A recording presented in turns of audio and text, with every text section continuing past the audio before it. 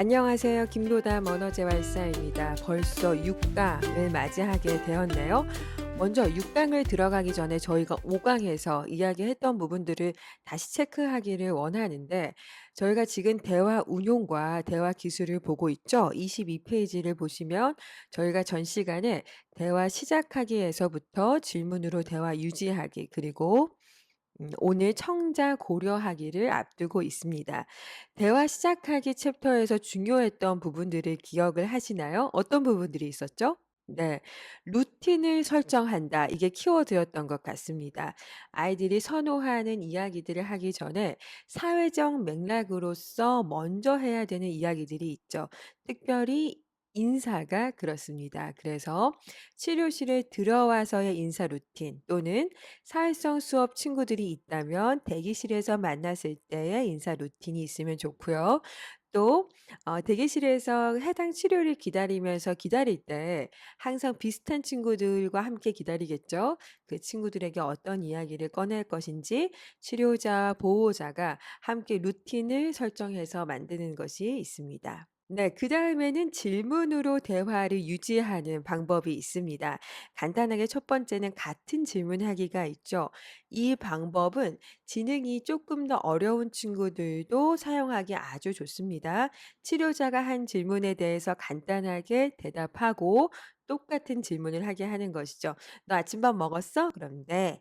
대답하고 "선생님은 아침밥 먹었어요? 아침밥 드셨어요?" 똑같은 질문으로 진행을 하는 것입니다. 네, 24페이지를 보시면 정보 요구와 선택 질문을 또 하게 할 수 있는데요.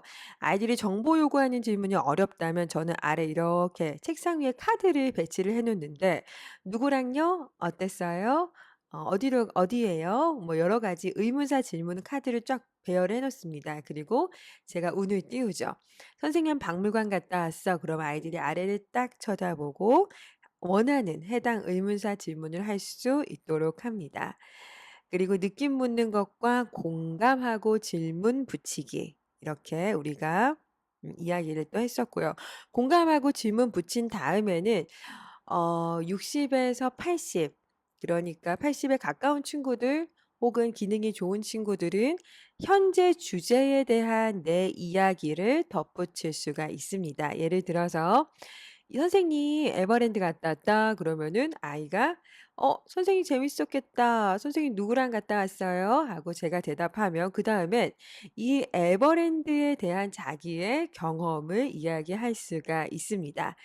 네, 이렇게 저희가 한 소끔 정리를 좀 해 봤습니다. 그렇게 하고 이어서 대화 운용과 대화 기술의 세 번째 파트로 넘어갑니다. 네, 오늘의 주제 청자 고려하기로 넘어왔는데요. 이 청자 고려하기는 제가 이 앞강에서도 제가 참 중요하게 생각하는 파트다라고 말씀을 드렸습니다.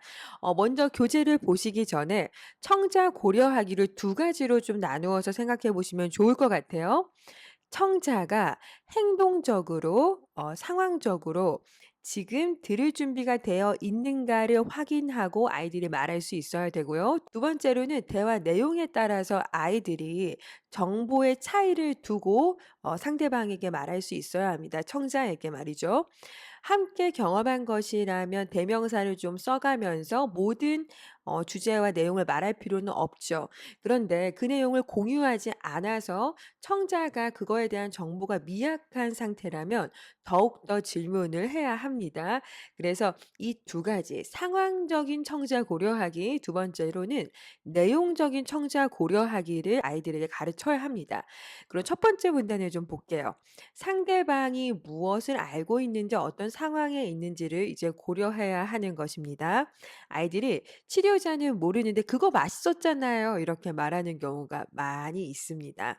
그런 경우에는 치료자는 그 내용을 알지 모를지 먼저 판단하게 하고 판단 아이가 했다면 그렇다면 선생님한테는 그렇게 간단하게 말해도 될지 아니면 정보를 더 붙여야 할지를 우리가 상의하고 정보를 붙인다면 어떤 내용으로 설명할지를 함께 정리해 보는 것이 정말 좋습니다. 또 하나는요. 두 번째 문단을 보면 치료자가 우리가 아이를 보고 있지 않은데 아이들이 막 말하는 경우가 있습니다.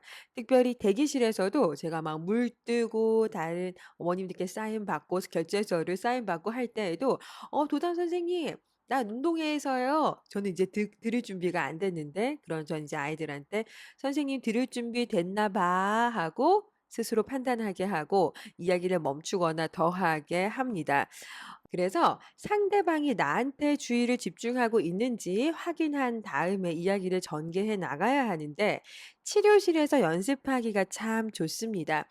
언어 재활사는 아이들이 일상에서 만나는 모든 사람들 이전에 대상이 되어주는 게 중요한데 치료자가 아이가 막 말하고 있는데 창문을 이렇게 쳐다본다든지 아니면 갑자기 핸드폰 하는 척을 한다든지 이렇게 멍하니 있는다든지 이런 제스처를 취하고 아동이 먼저는 상대의 이러한 행동을 파악을 했는가 확인하고 만약에 파악을 못하고 계속 말한다면 "선생님이 지금 이야기를 들을 준비가 됐는지 한번 봐 봐.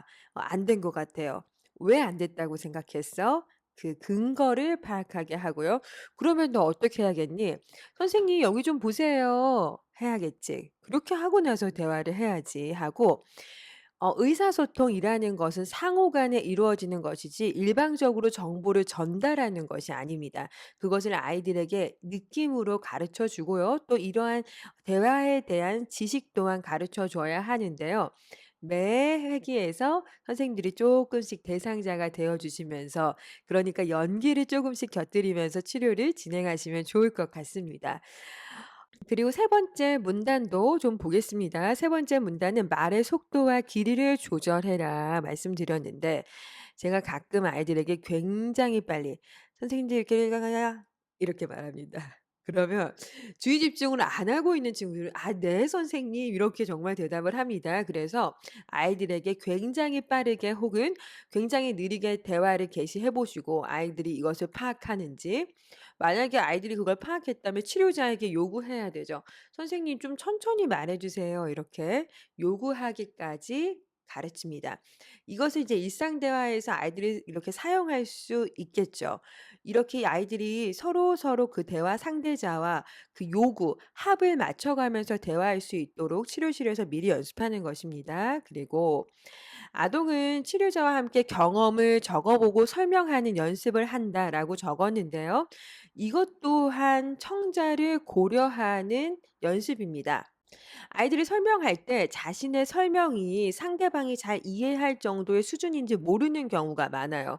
그래서 아이들과 함께 A4 용지나 공책에 내가 설명하고자 하는 것을 순서대로 적어보고 읽어보고 반복해서 그다음에 또 안 보고 치료자에게 얘기해 보고 안 보고 그 연계된 사회성 수업이 있다면 그 사회성 수업에서 또 설명해 보는 연습이 필요합니다. 이 기술 또한 청자를 고려하는 발화라는 생각이 들고요. 청자의 나이나 관심사에 맞는 내용을 선택한다. 이것도 굉장히 중요하죠. 이것을 하는 이유는 무엇이냐면 아이들이 성별에 따라서 여자아이, 남자아이에 따라서 선호하는 것이 좀 다르고 아주 어린 친구는 내가 아는 게임이나 만화를 모른다는 것을 고려하지 않습니다. 내가 좋아하는 것을 상대방도 좋아할 것이라고 생각하고 또는 이런 생각도 없이 그냥 정보를 말하는 용으로 대화를 하기 때문에 그 정보를 계속해서 말하는 경우가 있기 때문에 여자인지 남자인지 친구에 따라서 뭐를 더 좋아할 것 같은지 키니핑을 좋아할 것 같은지 폴리를 좋아할 것 같은지 김도삼 선생님한테 얘기를 꺼낼 때는 어떤 것을 좀 꺼내면 좋을지 고려해 보고요. 또 사회성 시간에는 사회성 친구에게 어떤 대화 주제를 좀 꺼내면 좋을지를 생각을 해 보는데 그럼 아이에게도 기준이 필요합니다. '내가 이 사람한테 어떤 대화 주제를 꺼낼 때 그걸 어떻게 알아?'라고 생각을 하기 때문에 치료자와 개별 시간에 '그때 우리 짝친구랑 했었던 얘기를 생각해 보자.' 하나씩 복귀하면서 '얘 그거에 관심 있는 것 같지 않아?' 또는 '사회성 수업 시간에 항상 그 인형 갖고 오던데?' 제가 그 이름이 지금 생각이 안 나는데 좀 비싸고 최근에 유행했던 털이 복슬복슬 달린 인형이 있습니다. 그거 얘기를 많이 하고 그걸 항상 가지고 오는 거 보면 '그 친구가 관심이 있는 게 이거인 것 같은데.' 그럼 그거에 대해서 얘기를 먼저 꺼내 주면 그 친구 눈이 반짝하겠다 하고 준비하는 것입니다. 또 하나는 대화 중에